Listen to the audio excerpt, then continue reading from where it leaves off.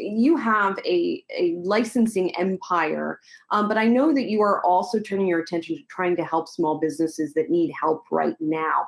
How are you doing that specifically? What kind of help do they need most at the moment? And how are you sort of targeting them? Well, thank you, Julie.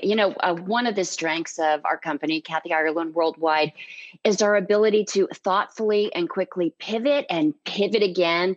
And when COVID hit, our team rolled out our Kathy Ireland Small Business Network in an effort to help small businesses survive and scale during COVID and beyond. And last week, we announced our relationship with UBS, a multi-trillion-dollar business. And we always hear the cliche, Wall Street meets Main Street. This is truly multi-trillion-dollar giant comes to Main Street with tangible help. And that's what's so important. And this hasn't been done before. So big kudos to UBS on collaborating and working with our large clients, of course, and also our small business network clients. And Julie, blitzscaling, it's real. And with the fiscal disciplines of UBS, and also, earlier you were talking about insurance, the insurance support from our long-term partners at American Family Insurance. I'll be giving a keynote for our Dream Summit this afternoon. And then also the licensing, marketing, media management, and product design renovation from our company. We're able to serve our clients in revolutionary ways during this pandemic and beyond. And another area where we've been able to pivot during this time, it's with our Kathy Ireland American Home, managed by Phil Baratelli. For years, our company has and still works with luxury estates and properties. With KI American Home, we're bringing affordable and middle-income homes to families across America. I was reading that going into the pandemic before this, that from the licensing and the different elements of your business, over 2.6 billion, I think, in revenue. But I'm curious what advice you would have for that small business person, especially small business women who are using the opportunity of this downturn to fill a void, as unfortunately other businesses are falling to the side. What advice would you give them?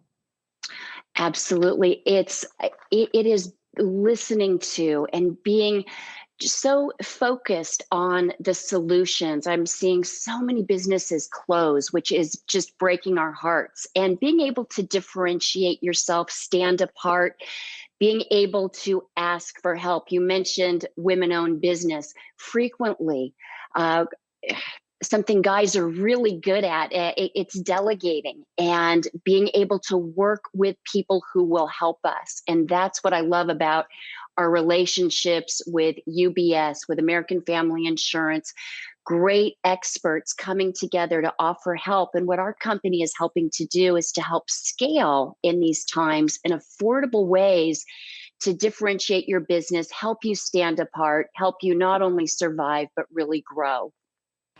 Hi, Kathy. It's Julia LaRoche. And we actually met a couple years ago at the Berkshire Hathaway annual meeting of shareholders. And I know Warren Buffett is a mentor of yours. He likes to think of himself as a teacher. I'm wondering if there are any particular lessons or if you've had conversations with Warren Buffett during this time that have maybe helped you, and anything else that you might be able to apply to that small business owner who might be in need of some of this advice.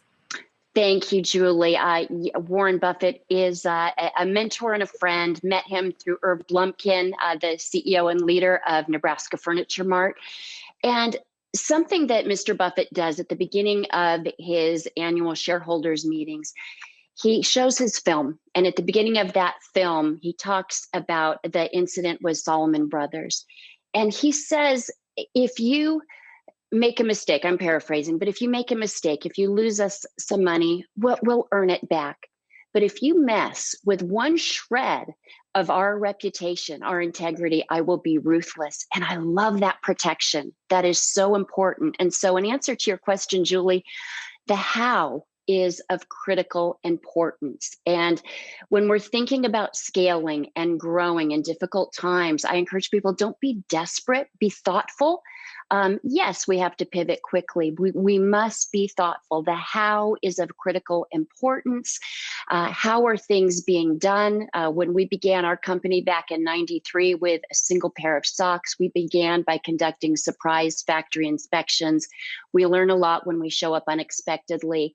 And I recognize how important it is who we work with and how each company conducts their business. Philanthropy is a big part of what we do, and that is exciting. It gets us up in the morning because there's so much to be done.